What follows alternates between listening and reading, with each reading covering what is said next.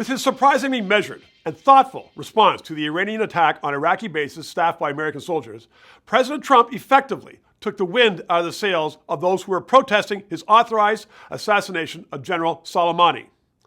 Yes, his remarks contained some of his trademark stretches and obfuscations, but overall, it contained the germ of a continued plan to wean Iran off its terrorist activities, including the increased involvement of Western allies through NATO.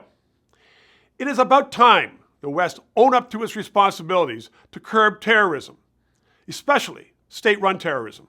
Most of the opposition to date supports the position that successive Western democracies have adopted for the last 30 years. Negotiate with terrorist governments like Iran in an attempt to limit their thirst to wreak havoc on the law-abiding world. Pay them off, as in the failed USA-Iran Accord. But the evidence is proving that terrorism is not halted with words or cash. It did not work in 1938 with the Nazis.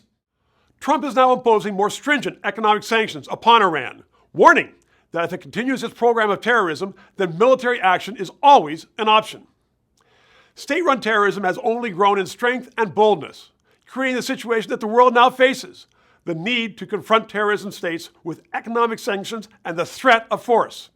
This is a task made more difficult through the West's inaction, allowing them the time to arm themselves. After the death of General Soleimani, Canada was the only nation in the world news where the Iranian community showed its approval of American action. Toronto has a large and very successful Iranian diaspora.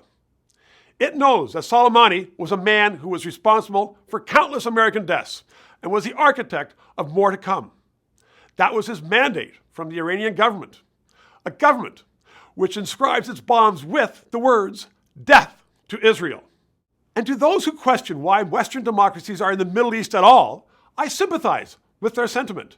But we need to recognize that new missiles carry their devastating, deadly cargo to all ends of the earth.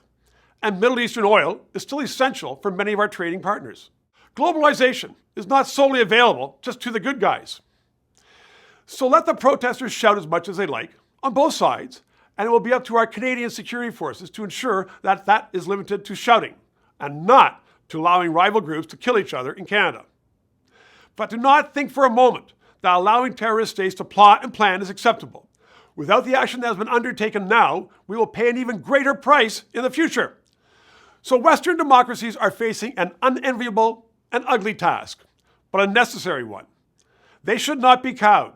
State terrorism must be defeated. We need to get some backbone.